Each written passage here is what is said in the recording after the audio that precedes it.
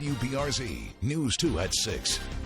Ascension Parish wants to go on another building spree for its growing school district. The school board is finalizing a $120 million property tax proposal that will go before voters next spring. News 2's Natalia Verdina reports on why school officials say the district needs this money. Students are raising their hands and eagerly answering questions. Up close, it looks like any other classroom. I agree, but I want you to think about it. But as these students walk outside, you'll notice they're learning inside a makeshift classroom. None of these fifth graders have been in a real classroom since the start of the school year.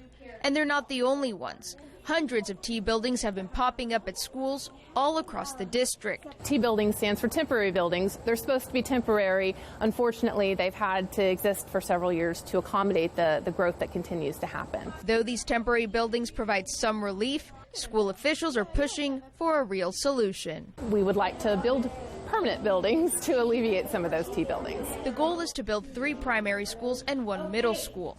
The money would come from a bond renewal financed by local taxpayers. School officials say property taxes would remain the same. The average homeowner, there will be no change. This is the extension of a millage, 15.08 mils, that has been in existence in Ascension Parish for many, many years. With no increase in taxes, the district is banking on voter support.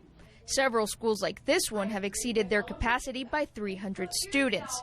They work with what they've got, and students have adapted to the situation.